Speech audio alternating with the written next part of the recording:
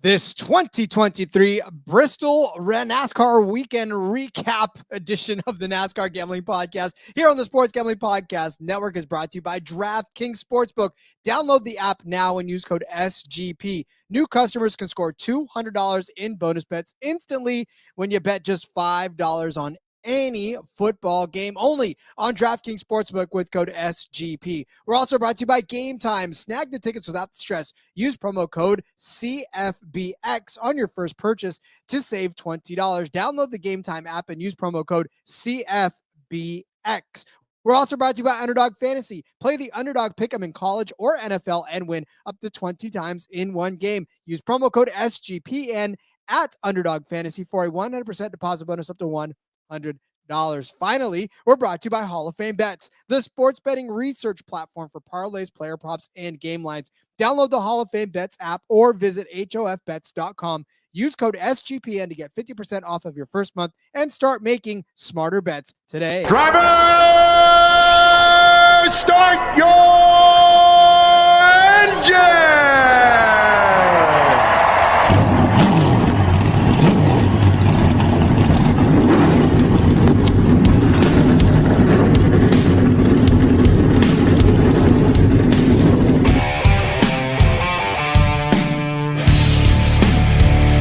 Strap in and pull those belts up tight as the Sports Gambling Podcast Network presents the NASCAR Gambling Podcast. I'll wreck my mom to win a championship. I'll wreck your mom to win a championship.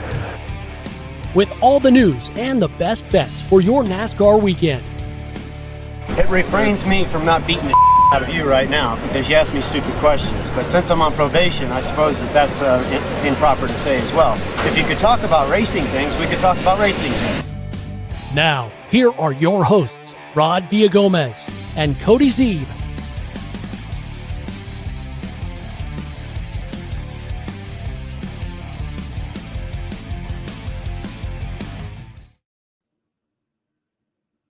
Welcome in, everyone, to another episode of the NASCAR Gambling Podcast here on the Sports Gambling Podcast Network. He's Cody Zeeb. I'm Rod Villagomez. It feels like forever because this weekend extended itself. Friday was Thursday, Friday, Saturday. We went all day Sunday with no race. Here we are on the recap. It's like I almost feel like we didn't. We should have already recapped it. It does feel like it's been a while since the races happened, but long weekend. Can't complain about that. It was a good week, though. A lot of good racing. The bets were so. We did hit a couple of outrights, so that kind of kept the streak going there. We won the head-to-head in the Battle of the Podcasts and the Truck Series, so that was nice as well.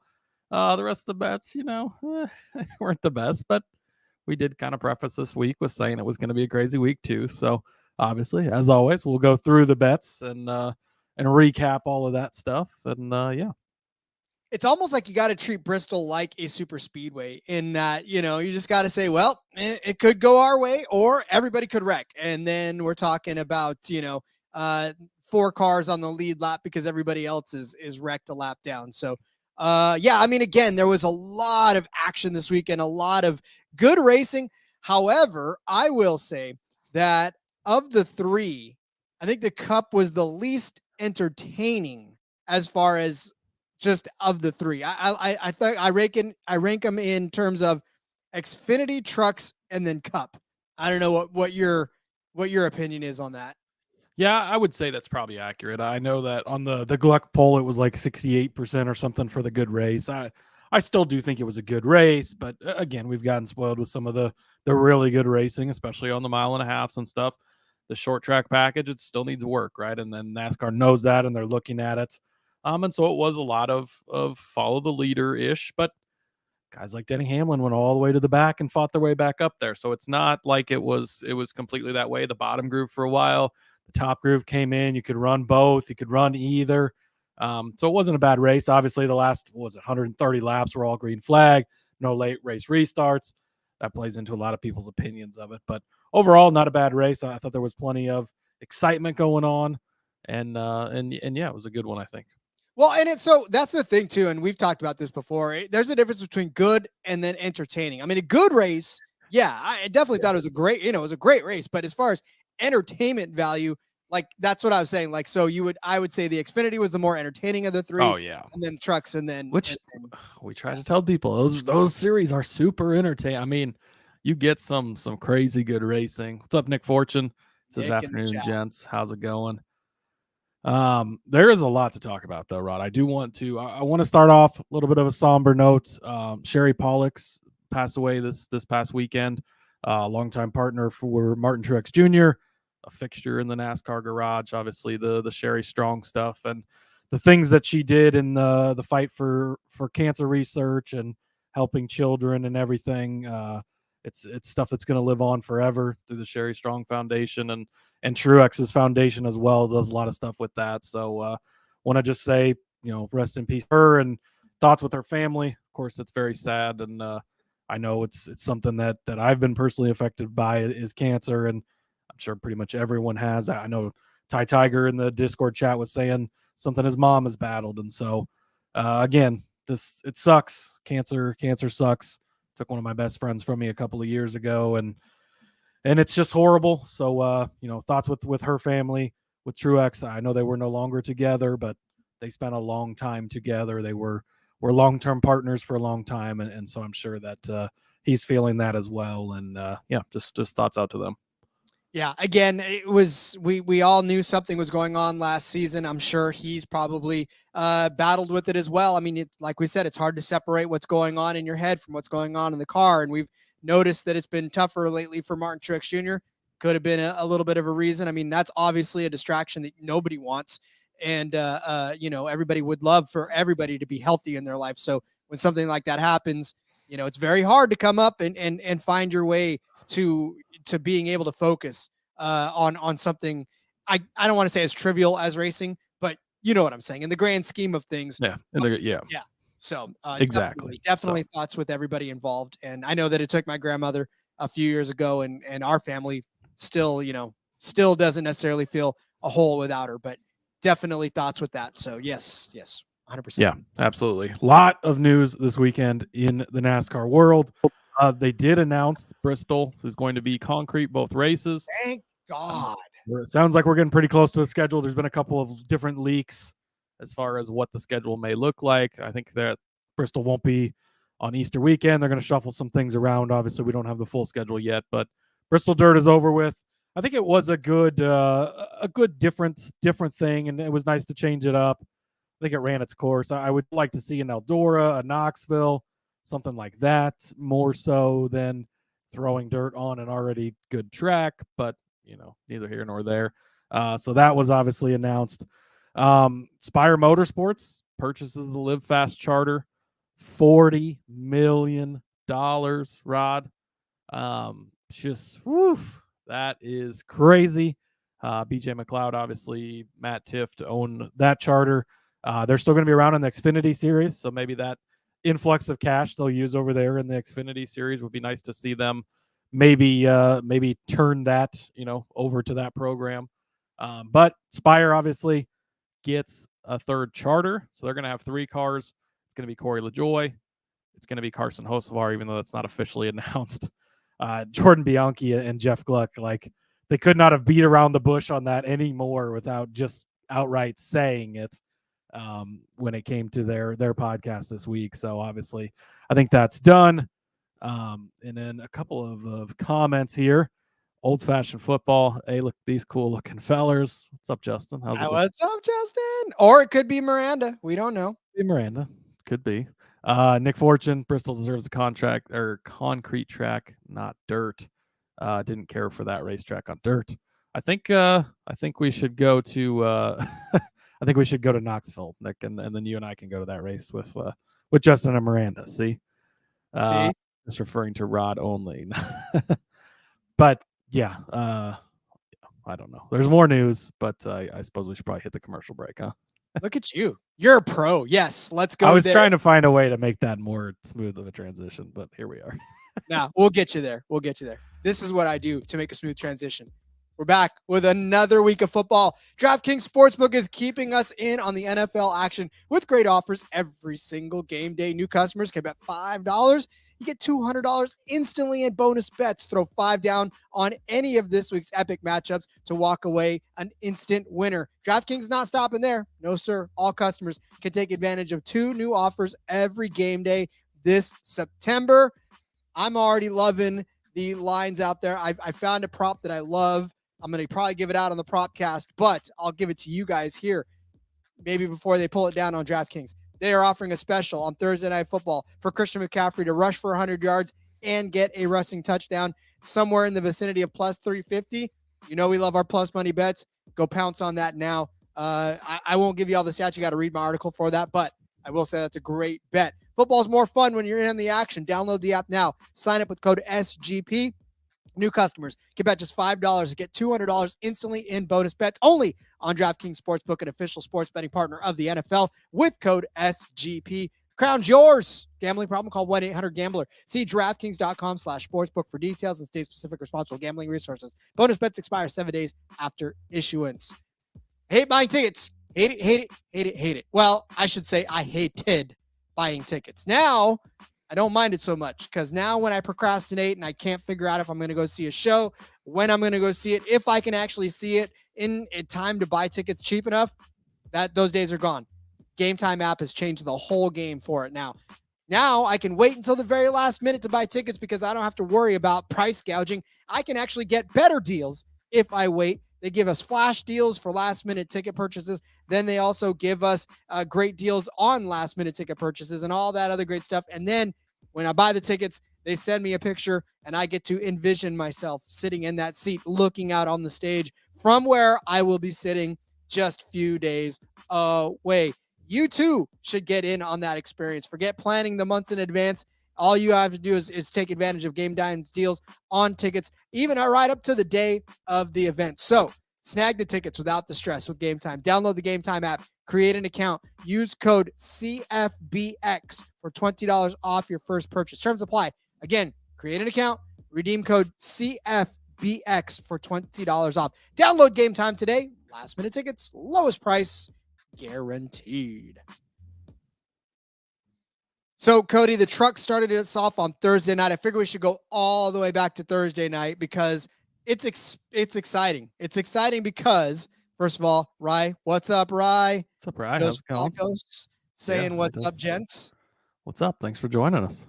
Absolutely. We love live on a Monday. But we get bragging rights in the first ever show off or showdown, or we did show off in the two shows, the 2 truck shows between the NASCAR betting preview show and ours. We are crowned the champs. Now, of course, Cody, you have a lot to do with why we're champions. But it's fantastic. It was a team effort. It was a team effort. But it was a lot of fun. I mean, that had something on it the whole way through. Our little text chain was blowing up all race long, but that was a lot of fun to keep up with because in the end, that truck race, I mean, we didn't give out any proper bets on the show like we normally do, but the ones that we gave out, obviously, we had a lot of fun keeping up with. And that race in and of itself had a lot of twists and turns and some wrecked out trucks too. Yeah. It was an exciting race. Again, the Thursday night, the trucks under the lights, right? Next round of the playoffs, winning, you're in, right? You're into the championship. You get a whole month to prepare.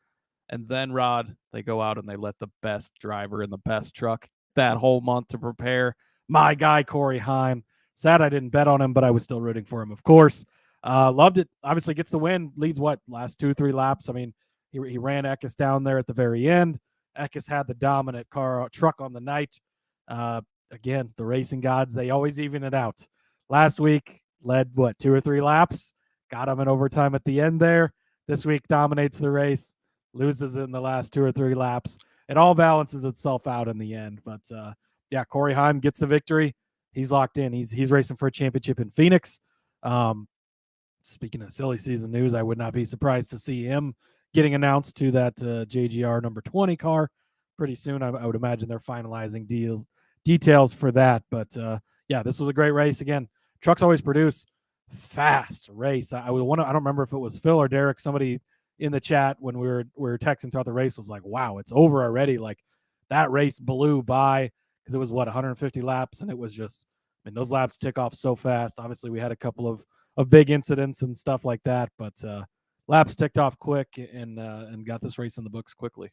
Well, and so I told you guys as well, I said, I actually had to watch it a little bit later on in the evening. So I was fast forwarding it. And I was like, I felt like I literally didn't watch anything. So Rod watched their whole race in 20 minutes without his fast forwarding through any of the action. Honestly, it was an hour and 16 minutes was the entire race. That is insane for a NASCAR race. Doesn't matter what series it is.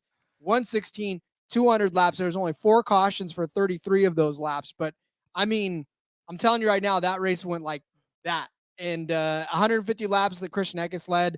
Corey Heim leads 6. Zane Smith leads 43. But more importantly, we had the bets that we laid out between Derek, Cody, Phil, and I.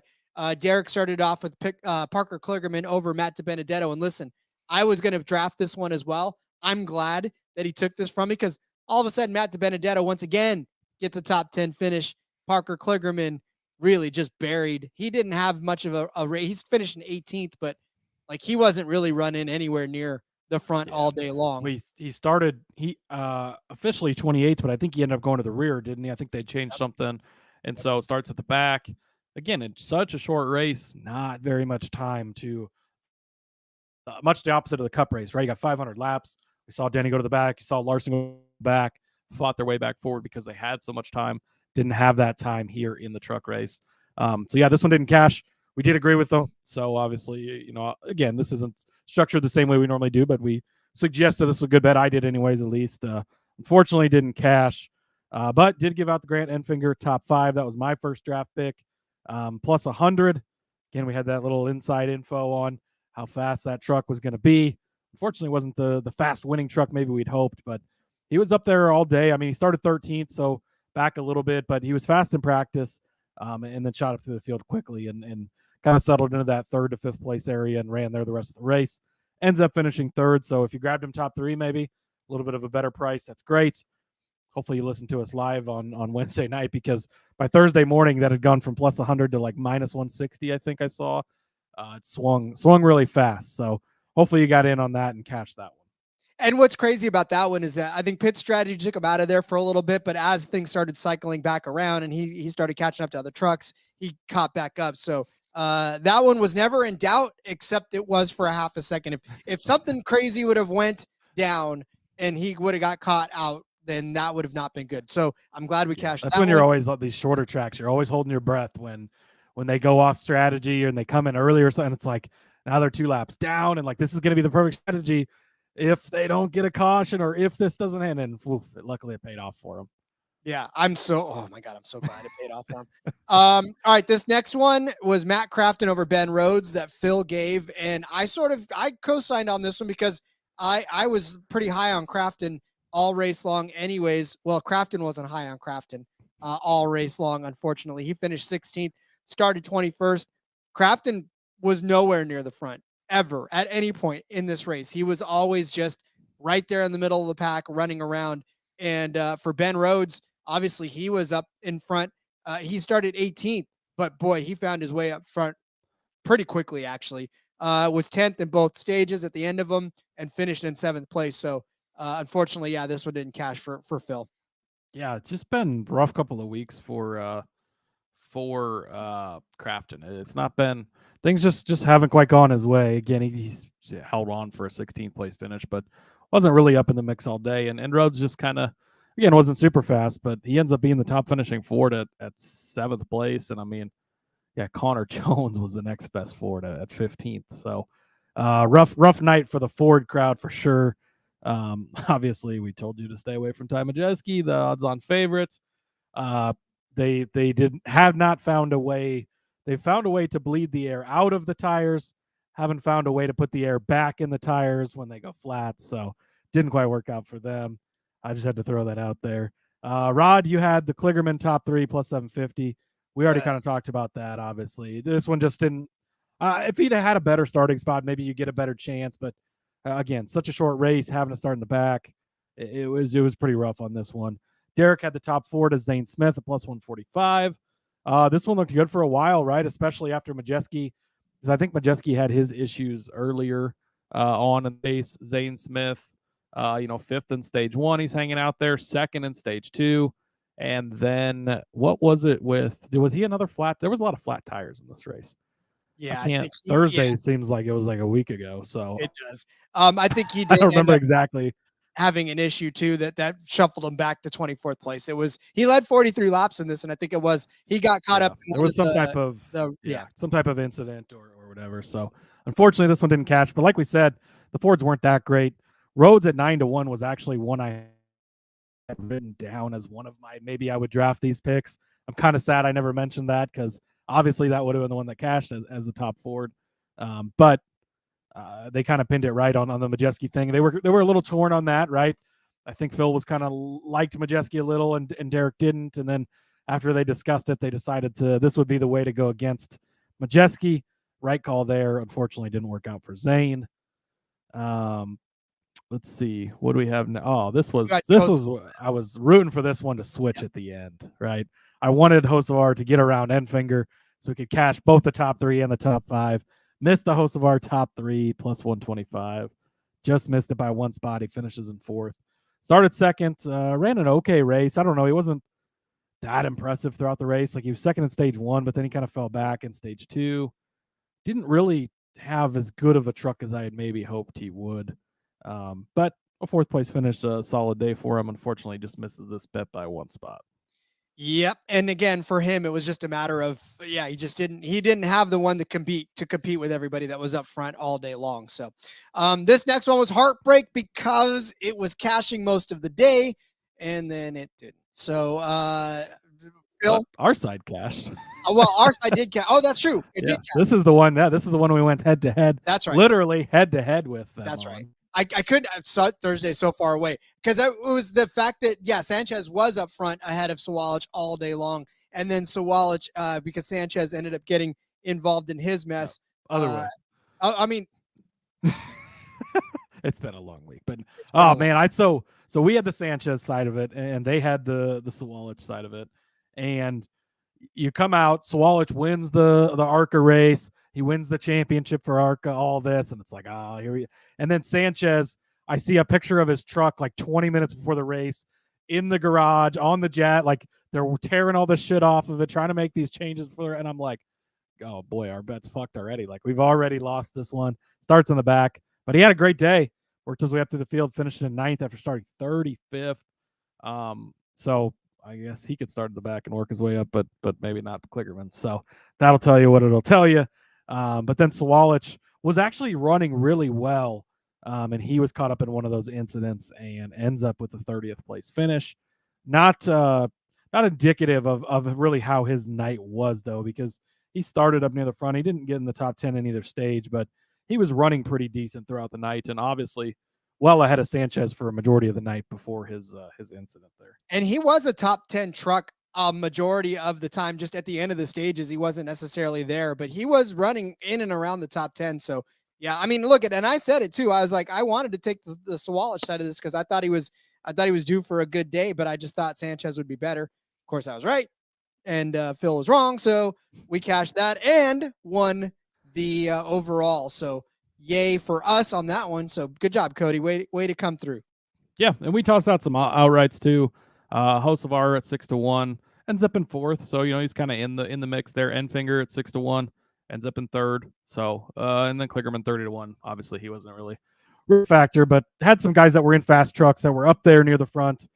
Didn't think X would have the rocket ship he had. Obviously, he dominated this race, and Corey Heim gets it done. Just didn't seem like the track type to take him on necessarily. And he wasn't the best truck throughout the night. Put it together at the end. It was beautiful how he ran him down, how he used the traffic to his advantage and got around him there at the end. So yeah, that wraps up the trucks. No truck race this weekend, unfortunately. They'll be back in a couple of weeks for Talladega. Oh, I'm excited for that.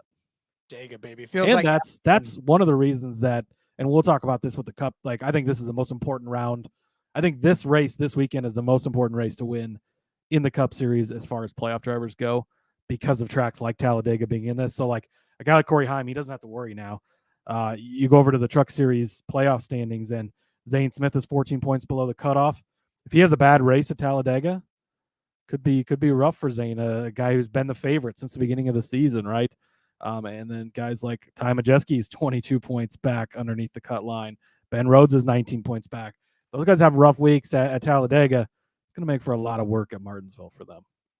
Fun to break that down in a couple of weeks. We'll move on to the Xfinity, but first, let's tell you about Hall of Fame Bets. Win bigger by betting smarter this NFL season with Hall of Fame Bets. The sports betting analytics platform for parlays, player props, and game lines. You can research every NFL, NBA, MLB, and soccer bets with historical stats and data.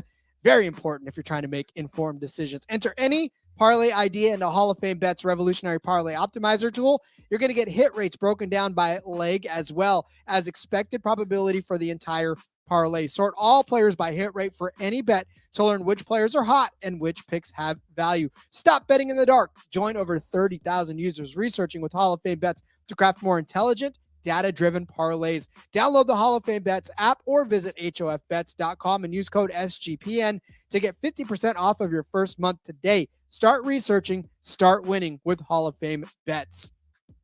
Underdog Fantasy has a way to play alongside, or as we know now, drive alongside your favorite football team or racers all season long.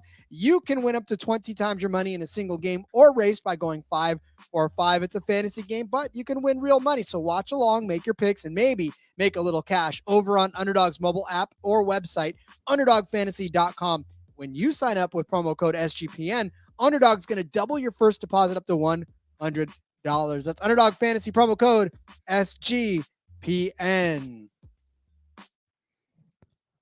The streak of outrights continued into the Xfinity Series, where we hit another outright. Stop us if you heard this one, but we hit an outright this weekend. Rod got one in there finally. Jesus. On the one, we'll talk about it, but the one I argued with you about, the one I said I didn't like. Oops, my bad. Hey, listen, and I told you I'm going to stand fast on it. You can't talk me off the ledge. Thank God. You did. You did. I had John Hunter Nemechek over Justin Allgaier plus 110. Again, I just like this because John Hunter is going to be fast every week. He's going to perform well. You know that. With Allgaier, it's been a lot of up and down. You're just not always. It's not always a guarantee that he's going to finish well. So I thought a plus money. It was a good bet to make. I would probably make it again despite the results. Obviously, Allgaier wins the race, but Nemechek right there in third place is one of the better cars on the day. Exactly what you expect. So I don't feel like this was a bad bet. Obviously, it did not cash, but I would place it again. If you're going to give me John Hunter plus money to anyone, pretty much anywhere, it's going to be pretty hard for me to not take that bet. Well, I tried to warn you, but you didn't listen, and that's just the way it is. Here's the thing, though, and for John Hunter Nemechek, this was a day where I felt like he was laying low. I didn't necessarily think he was asserting himself in the way that we normally see him. Started third, finished third, right? Just a very ho-hum day for him. Only led one lap. Didn't necessarily factor into the winning strategy of the whole thing. I just feel like he was logging laps. He was just sort of not trying to get into trouble. And listen, for what happened in this race, I think he's happy that he finished third because, boy, let me tell you, we were high on Junior Motorsports. Well, unfortunately, they decided this was the week that they all didn't want to finish. They all wanted to take each other out, and they ended up doing exactly that. So, frustrating day for them. Which took out this bet right here, and that was Josh Berry over Trevor Bayne. And look, for Trevor Bayne's sake, what a good race he ended up running, right? I mean, we said that Trevor Bayne was probably going to have a very good race, but I also argued that, even if Trevor Bayne finishes inside the top 5, I think Barry's got a top 4 machine at least, or a top 3 machine at least. Well, Barry had a fast car. He started second, right? And led, or not led, but at the very least was in the front very, very a big portion of the beginning of this race.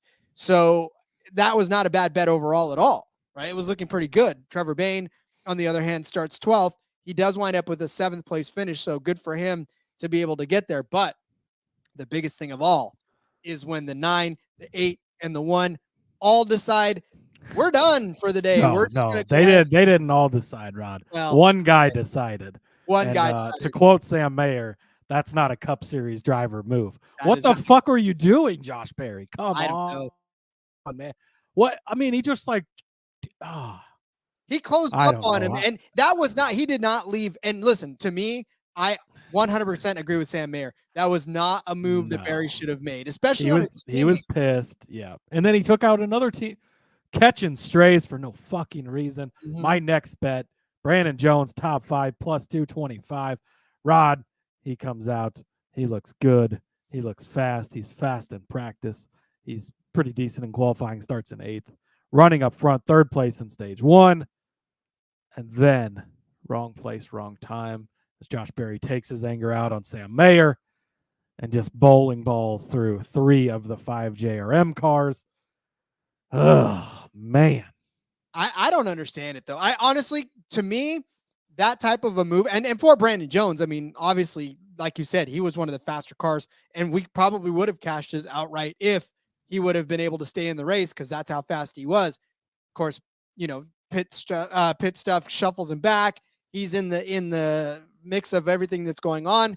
So frustrating when that type of thing happens to a very fast car. I mean, Barry and Mayer, they were where they were at, and they were probably not going to be too much better than where they were. I mean, Sam Mayer was running pretty well as well for most of the day. He started in 11th, right? And let's see where he ended stage 1, 7th, and then of course, didn't get as far as he needed to for stage 2, but he was in the top 10, and he was going to be staying around the top 10 for most of the day. That just was an unfortunate One, thing. if you, I mean, again, not a Cup Series move. Like, think of, I get it. You're mad at the move that Mayer made. I don't remember what Mayer did, but you can't go into that next corner. Now, Josh Berry's 24 points. He's the 12th of 12 drivers in the round of 12, or in the playoffs, really, because they start with 12, right? So he's now got the biggest hole to dig out of. Luckily they don't go to Talladega next week, so they don't have that wild card in there. But they got Texas this week, and then the Roval, which can be a major wild card. We've seen how these Xfinity Series road course races have played out this year, right? They've been insane finishes with crazy shit happening. So now you're just super far behind the 8 ball. I know you're excited about the 4 car next year and stuff, but situational awareness, man, you just can't make mistakes like that. So yeah, obviously killed my bet, killed your bet as well. Yeah, Although, mine was because yours didn't. Brandon Jones over Sammy Smith. That's the next one I had, and that was actually killed. This was cashing at the end of stage 1. It was cashing a majority of the afternoon because, it was Brandon Jones ahead of Sammy Smith. But Sammy Smith decides he's going to go ahead and finish in 9th place. And but still, like, Brandon Jones would have finished better than 9th place. Easily. So easily. Yeah, this should have cashed, and it's bullshit. Another one. The race of teammates taking each other out. Another bullshit one here. Austin Hill, top 5 at plus 140. This would have been easy money. And for whatever reason, I believe his quote was, "Who needs enemies when you have teammates?" Sheldon Creed just fucking wrecked him. I don't even know what happened on that one.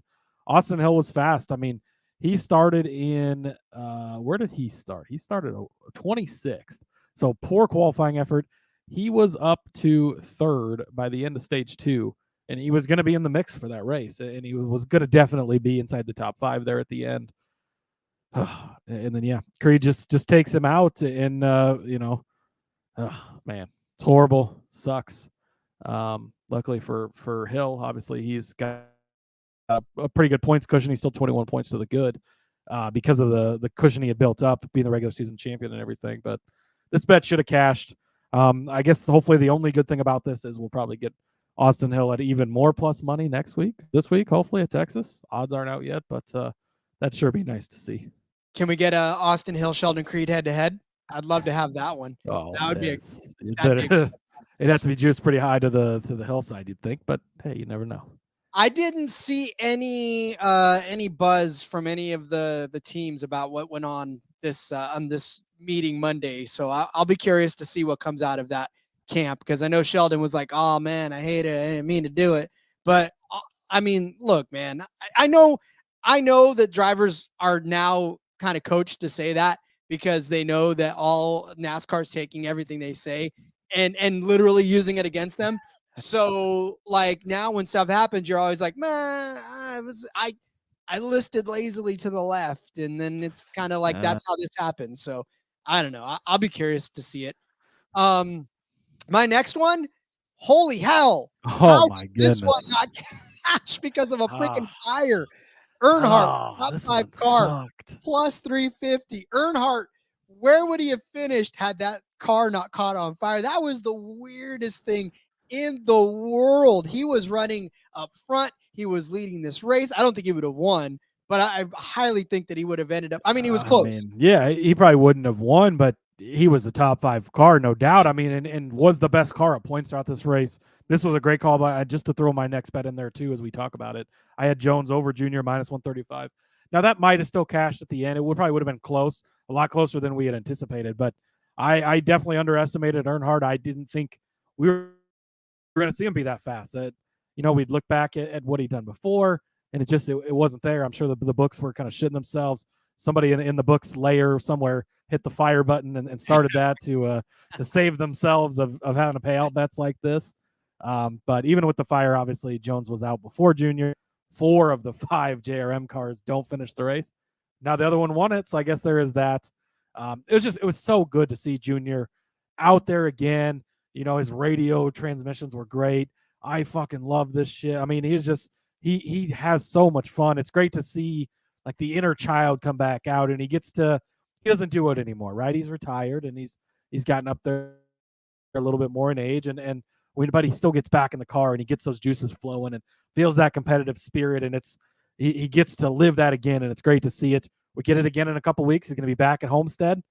I have to consider him a little more there. He's going to be excited to go back to that track. So yeah, this was a great call by you.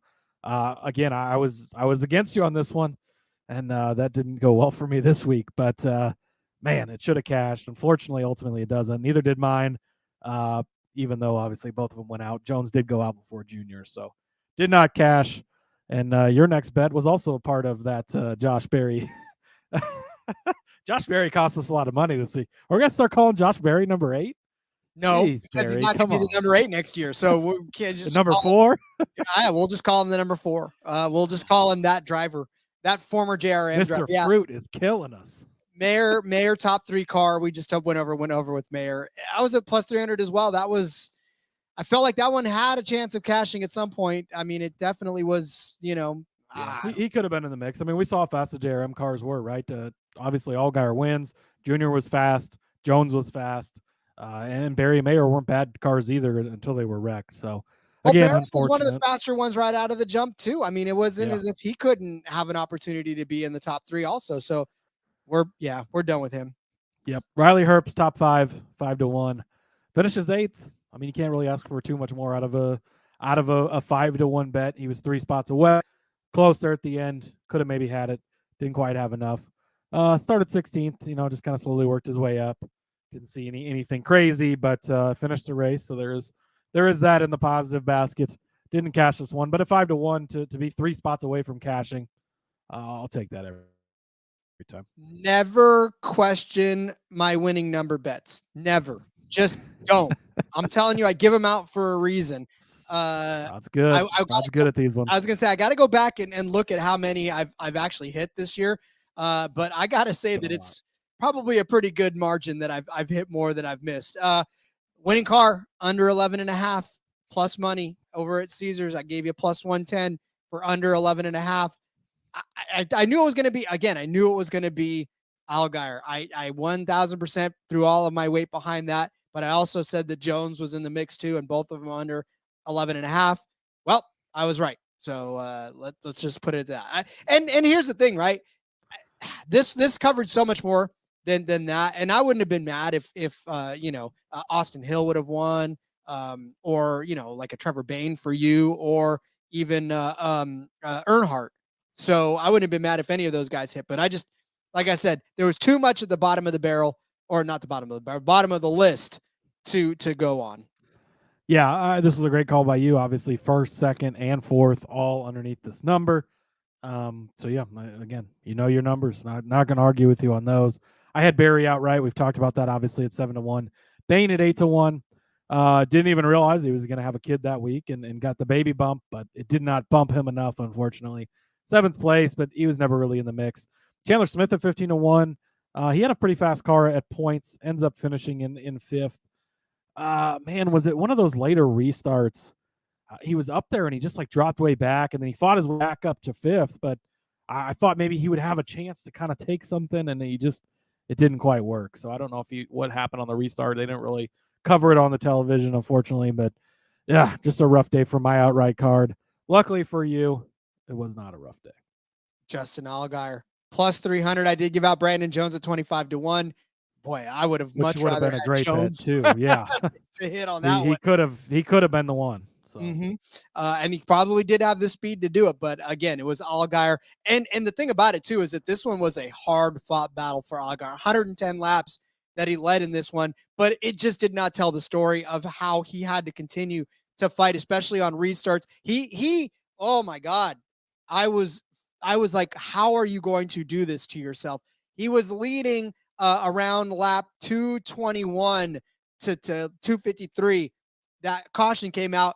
He came in, he took tires. I was like, no, there are not enough laps left for you to take tires on this. And what a call that was. I mean, yeah, that was an outstanding call, because I thought that was a mistake. I thought, wow, you're putting yourself so far back, and the crew chief was so confident, and that's why he gets paid the big bucks, I guess, because it worked out. But woof, that was a sweat for sure. I was not thrilled. I mean, I would have been okay, because, then it was the number 11. I'm sorry, the number 10 that took the lead on that one. So I would have still cashed the under, but I would have been extremely upset if he would have won. Well, of course. And I think everybody would have going to the Cup Series, Rod, because okay. I don't ever want to hear the phrase trophy hunting again. It's a fucking lie. Jesus Christ. We'll talk about that more tomorrow, maybe. But we're done with that. But yeah, Allgaier wins this race. He's back on top. He's net to the next round of the playoffs.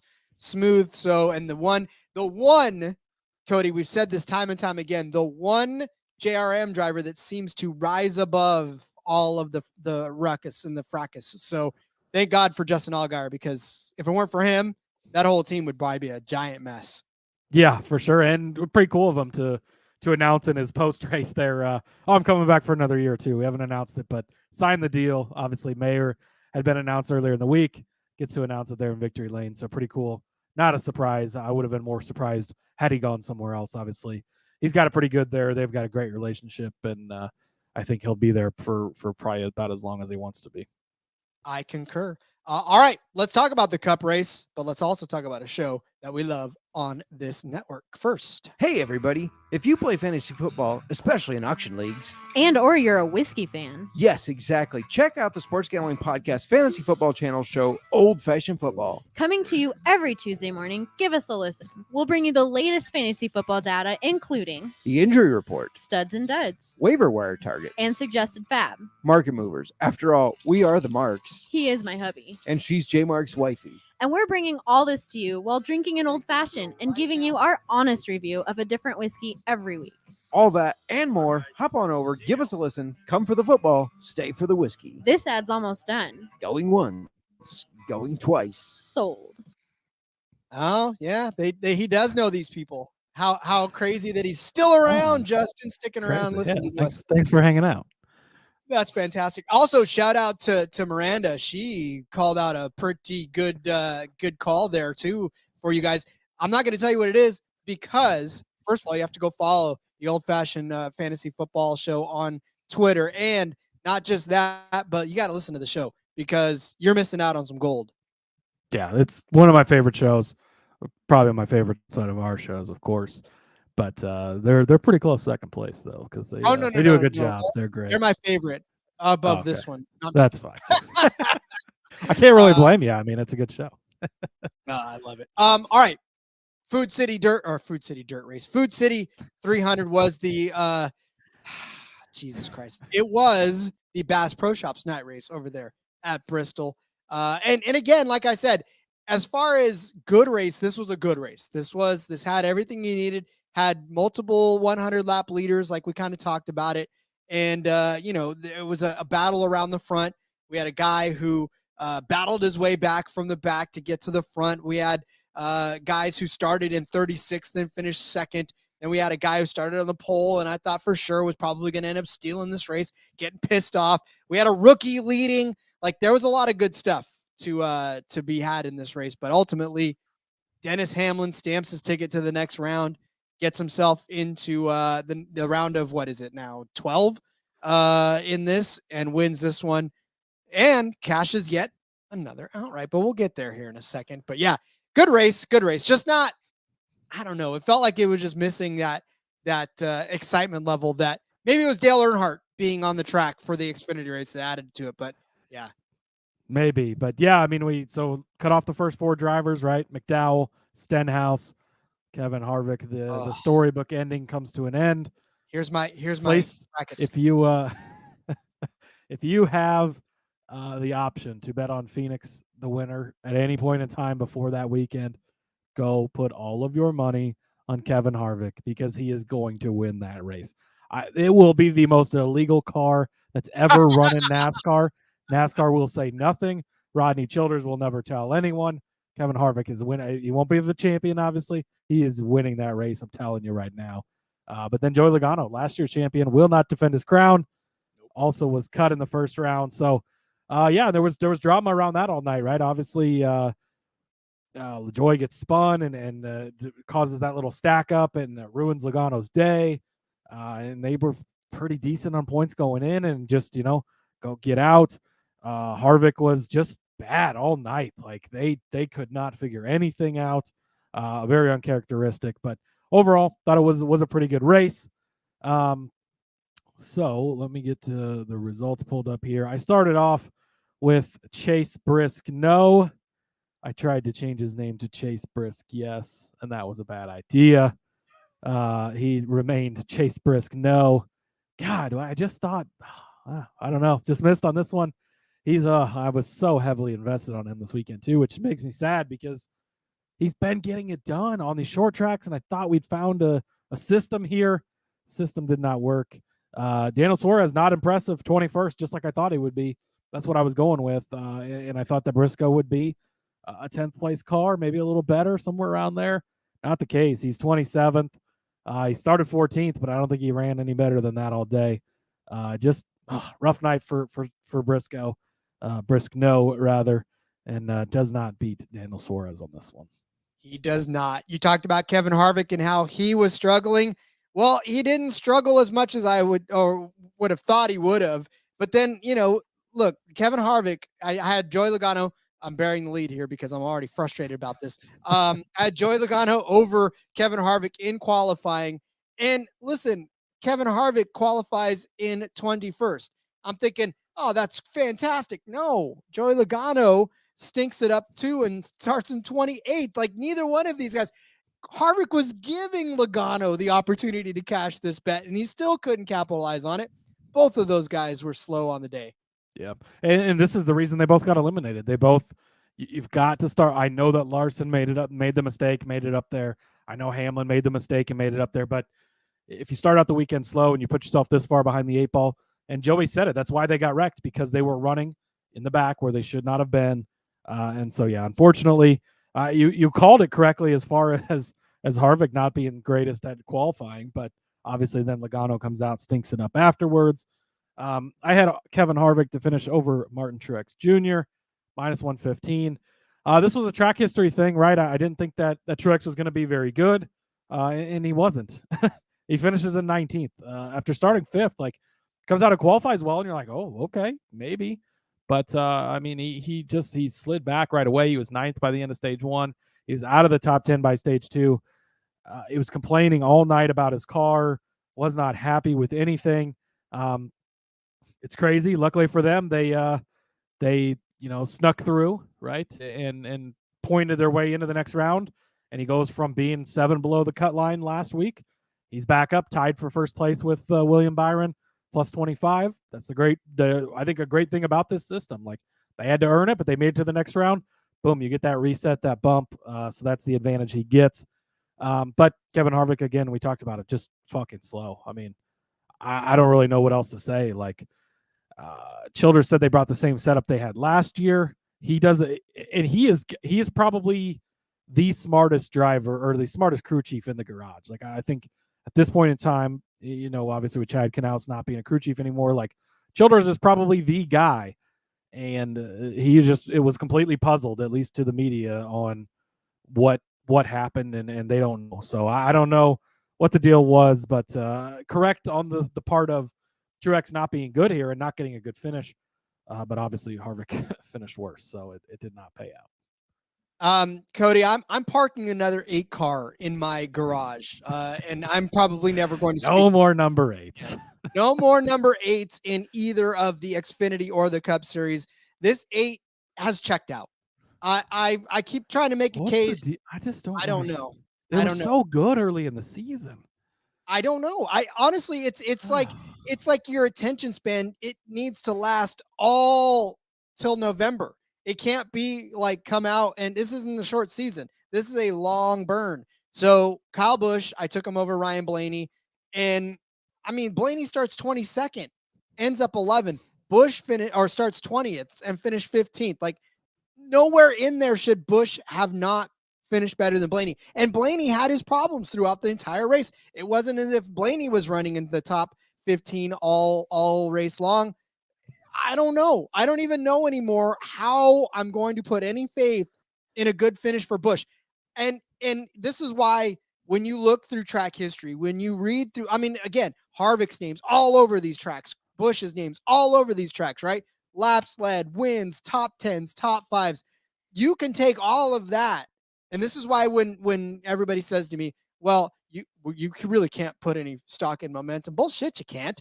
This is exactly why you put stock in momentum, because Kyle Busch has been the best driver on all of these tracks at one point in his career. This season, dog shit. Can't even make it up. So, again, I'm just saying, like, I'm off of him for the rest of the season. I don't care what the track stats say. I don't care how good he's been. I'm done. I'm off of Kyle Busch.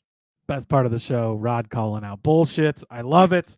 I mean, these are just two guys you can't trust on a week-to-week basis. And I think I brought that up when you brought this bet up, was like, these are just, you don't ever know what you're going to get out of these two guys. And they could both, like, going to Texas this week, either one of these guys could win that race, or either one of these guys could finish 25th. Like, it's that wild of a swing, much like with Logano. And it's so hard. I've not figured out how to peg this team, or either of these teams, really, either of these guys lately. And it's been rough. So Briscoe, I'm still trying to decide if these were bad bets or if they just didn't break the right way. I don't know. I had him top 10 plus 325, top 5 at 10-1, fastest qualifier 20-1. Qualifying, he comes out and he fucks up his first lap. He gets all squiggly, fixes it, and lays down a burner in the second lap that would have put him in the final 10 if he was in the first group, but he was in the second group and he gets bumped out, so doesn't obviously get it there. But I was like, great, got some speed. Mark Harris had texted me, Skybox. I had been on his show earlier that day, and we had talked about Briscoe over there, and he's like, some speed in that car. I'm like, yes, speed. I love it. This is good. I don't know what happened to the speed. I don't know where it went. They swapped it out for the Mahindra tractor, and Briscoe was slow. So I don't know. Man, I still haven't even decided if this was everything pointed there for the short tracks, and I don't know if you can't treat Bristol as a short track because it's a little different. I don't know. I'm still undecided as to whether these was good bets or good angles or not. I don't know. I mean, we said it though. We said that this is, everybody wants to comp a track to Bristol. You can't comp a track to Bristol. True. Bristol is its own track. Like, you can look at short track packages and see, but when you look at the patterns of these races versus other short track races, it doesn't pan out. So I mean, I know we love our stats. I know we love to try to come in and say, this is what's going to happen. But sometimes this is what happens. And to be honest with you, it's exactly what happened to this next bet. Where was Eric Jones's speed? There was zero speed. No, he had the speed. He was good. It was fucking tough. What was it? I don't remember what happened. Did they have a loose tire or a flat tire? They actually had some speed. Though, well, yeah, speed wasn't there so, early, but he had gotten up to a top 10 at one point, and I was looking. I'm like, okay, he's looking good here. He's got a chance. And then some reason he had to go back to pit road. I can't remember if they felt like they didn't get it on all the way or if they had a flat. I don't remember what the deal was. And his teammate Carson Hocevar, it's his fourth, fifth start. He finishes 11th. Like, what a great run by him. He's tearing it up. Announce him to Spire already for the 77. Why are we waiting? I don't understand. But great run by him. And man, I don't know. Jones, I still feel like this was a good bet. They did show speed. We've seen the momentum from them lately. I have to toss them out there to 5-1 because you took this. This was the bet I wanted that you took from me. So I don't know. Ryan Preece, top 10 at 8-1. Boy, how this could have changed the day. Finishes in 12th. So close. That obviously, I think this was a great bet. Obviously, he was close, right? 8-1, you're 2 spots away. You can't get too much closer without hitting this. Just needed a little bit more to shake his way. Maybe we get a late caution in there, shakes things up a little. Unfortunately, didn't cash, but I do feel like it was a good call. Yeah, again, it's just it's so tough because a lot of times these pit strategies take the wind out of your sails and the things that they do, and it's just some people staying out longer on top. It's just it's so frustrating. Yeah. I don't like strategies. I'm done with them. Speaking of strategies, whatever Chase Elliott had was good enough to keep him in the same place he started. 2 more spots, Chase. 2 more spots. All you needed to do was finish in 5th place, and you would have cashed the next bet for me. Unfortunately, you did not, and therefore, I'm, and you don't even care if I'm not happy with you, so it doesn't matter. But Chase Elliott again, not as good as his teammate Kyle Larson on the day. Just a top 10 car is all he was. He was probably no better than 7th. Is that all we're getting from Elliott the rest of the year? Then, like, he's just going to be a top 10 car and okay, and we're just going on to next season. I don't. Again, this is disappointing. That could be all that's left. I mean, he didn't have it early in the season because of the injury, so maybe they are just sort of saying we'll roll this around. We maybe gave him too much credit to try to go out and dominate these things. Maybe they're just content to, Maybe they did move on in the owner playoff, so he's still alive over there. For what that's worth, obviously we know they're watching that at least. So I don't know. Rod, put too many eggs in the SHR basket. That was a grave mistake by me. I apologize for that. Kevin Harvick, top 5, plus 240. We talked about it. Just zero speed in that. It very, very, very uncharacteristic from that entire team, from that driver, from that crew chief. I really don't know what else to say. I mean, all the numbers screamed how good this should be. We know how he's been running good this year, even though he hasn't got the win. Like, some of the results have been there. He's had some fast cars at points, and he kind of fades and finishes top 5, top 10. Like, that's what I expected, and just fucking slow. I mean, he was so slow. I don't know. I'm at a loss. I would probably place this bet again because it's Kevin Harvick at Bristol, but man, that team was just slow. Well, yeah, you're never gonna get this chance again. So, it blew me away how bad they were, and it should not have been that way. So maybe we need to do like a whole gut bet episode, just a gut handicap, and look at the numbers. Just come on and be like, you know what? This is what I think. I don't know. How'd that go for my gut bet this week? Oh, that's true too. Dos Flacco's saying old-fashioned football, Elijah Craig, or two. We're getting fantasy football advice in the NASCAR channel. Whiskey advice in here. or whiskey too, yeah. Yeah. Is that what that is? I think that is. I think those are whiskeys. Oh, okay. I was like, Elijah Craig, what team is he on? Maybe that was like Tullamore, dude. It could be a guy's name. You never know. A 4th stringer somewhere I didn't know about. All right. So my next one, I again, the same number they gave me for Xfinity, they gave me for Cup. I took the number. It was under 11.5. Cash that one, baby. That's 2 on the weekend. 2 number bets. Same number, by the way. I love it. So yeah, I cashed that one minus 120 on Caesars.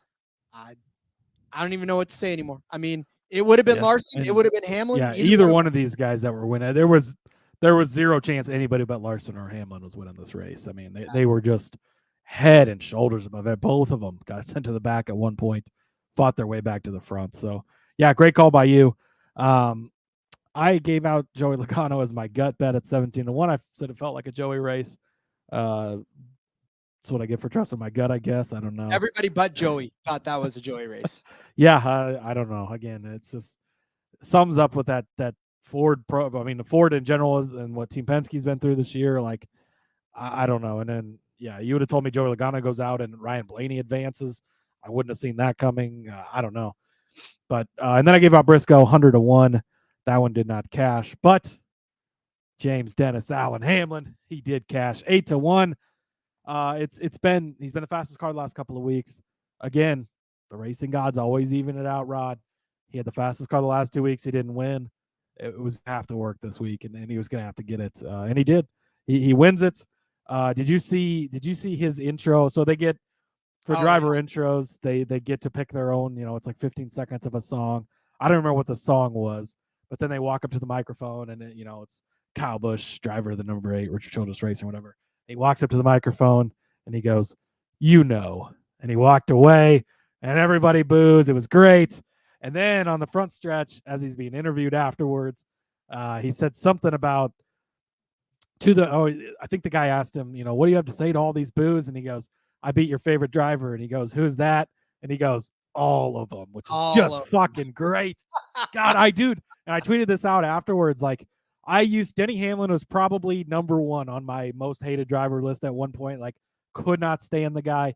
I'm going to buy, when he wins a championship this year, I'm buying Denny Hamlin gear. Like, he is, I fucking love the guy. I don't know if it's because he's leaned into this villain and you get to see him on the podcast. Like, you get to see like the inside, but like, I love this guy, and he's cashed so many bets. That's probably the main reason.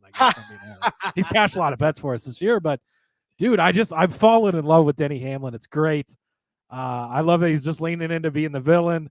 I love, he's going to win the championship this year. I said at the beginning of the playoffs, I'm sticking to that. Denny Hamlin is on his way to be the champion this year. He's going to round out that Hall of Fame resume with with the most important thing on there.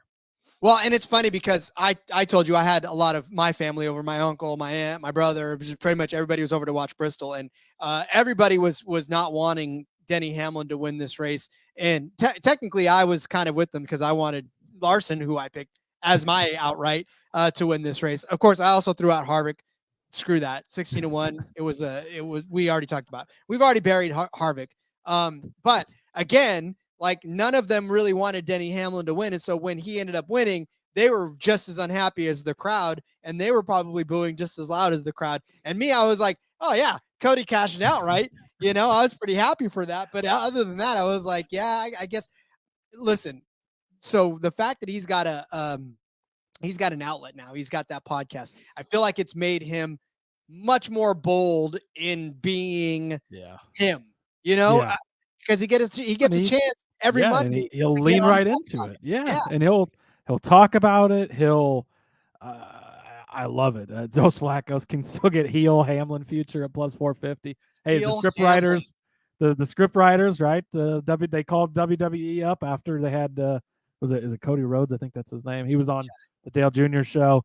And so then I'm sure that the script writers were talking, the WWE guys were talking with the NASCAR guys after that. You're going to turn Hamlin from the heel to the champion. It's the classic wrestling story, right? I think that's a classic. So I don't watch wrestling, so but I'm assuming that's how it works. It's 1,000%. From what I've heard, I think that's how it works. So that's the thing. Plus 450 still. Oh, I'm gonna have to go drive to somewhere and place another bet tonight because I love it. Denny Hamlin plus 450. Get in on it now because he is winning the championship. But it's great. His podcast has been great. If you don't listen to that, obviously listen to ours first, but then go listen to his. He does a great job, and you get to see things from his point of view and how he views things. He's got the driver point of view. He's got the owner point of view. And yeah, speaking of the owner point of view, you see Michael Jordan sitting on the box behind Booty Barker. Can you imagine, like, you're already like trying to make the play, like you're trying to make the next round of the playoffs. You got all this pressure. You're trying to keep Bubba in check, right? Because he can be emotional and get out there and all this stuff. And then Mike Jordan's tapping you on the shoulder during the race, asking you questions like, oh, anyone like Michael freaking Jordan. Jeez. Shout out to Booty Barker for holding it together through that, because good Lord. I'd be like, MJ, did I come and tap you on the shoulder on the bench? Did I ask you No, questions? you don't. You answer it. If MJ asks you a question, Rod, you turn around and answer that man's question. Be like, MJ, cool it, brother. I'm trying to shoot a free throw here. I didn't have. He just like shakes his head. He does like one of these, like, yeah, stop, I'm busy right now. Stop talking to me. Stop. No, MJ, no. I know you're the greatest there. But we're the greatest here. I think you turn around and you answer MJ's question no matter what. It's true. You do. So, all right. Well, we're off to Texas then. That's it for Bristol. We're off to Texas. The Texas Motor Speedway is the next race for us in the Cup Series. Gonna have some fun looking up stats over the next couple of days for that. Trying to dig up who we think is going to move on. Cody already told you who's left in the playoffs now. Cody, where's your bracket? Mine is missing. I was gonna look. Mine is now missing. So I don't have the 4 and the 22 anymore. Those are the 2 that are gone from mine. So I had 3 of the 4 correctly going out. I had Stenhouse McDowell, which again, low hanging fruit, but I also had Logano going out. So I did get that one correct. I did not have Blaney, or I had Blaney going out and Harvick making it. So, but I did have Harvick going out the next round. So my bracket's still pretty well intact. Well, my final 4 is still there. The 19, the 5, the 11, and the 17. Those are all still there. I don't know how well the 19 is gonna. I've got my 4 intact and my 8 is still intact. So I've only one incorrect in the round of 12, which is Blaney. I had out and wait a minute. Blaney. I had Blaney out, but he made it, and Harvick I had making it, but he got out. So that's. Harvick is in the round of 8 for me, so that's the only one that's going to not make it through. Everybody else pretty much, Yeah, and I still feel so like in this next round I have Larson going out, which I know how fast he's been, I know how good he's been. This is the most important race of the season for Kyle Larson for sure, because if he doesn't get it done at Texas, he's going to Talladega where he's probably going to finish 35th or worse. So it'll be interesting. But I have him, Bell, Chastain, and Harvick going out, which obviously Harvick is already out. But Chastain and Bell, I still feel like probably could go out. So we'll see. Maybe we got an extra show this week because no truck series. So maybe we can pick our 4 that we're going to go out on that show on Friday. Sounds good to me. So then let's do that. Let's turn everybody loose. Thanks for joining us live, by the way, if you did that. If you haven't already, guys, I highly suggest you subscribe on YouTube. Click that bell. I mean, we try to do as many Monday shows or recap shows live as we can. Obviously, sometimes schedule don't permit, but you'll get a notification when it does go live, and you can chat with us and tell me that Elijah Craig is not a player on any NFL team, but he does happen to be a good whiskey or bourbon, and make fun of me for not knowing that in the first place. So you can't do that when you're just listening in the car. I mean, you can, but no one's going to laugh with you. So definitely get in on the YouTube for that. Absolutely. It's great. It's I love it. All right. Well, let's turn you loose for the day to go buy yourself some Elijah or a Tullamore Dew, which is Mountain Dew's cousin, but definitely.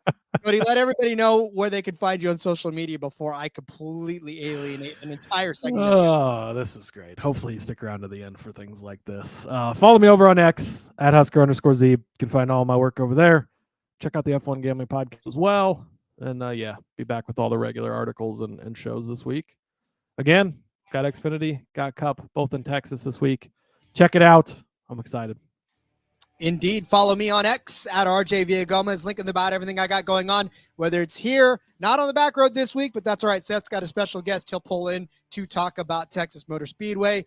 Make sure you're clicking that link in the bio. I'm having some pretty good success with these prop bets that I'm writing for Sportsbook Review. Went 2 for 3 again last night. So thank you, Tua, for not throwing 33 passes, and thank you to the New England Patriots for covering that 7-point spread that I had set up. So outstanding stuff there. We'll be back tomorrow. Cup Series from Texas. We'll lay it all out for you.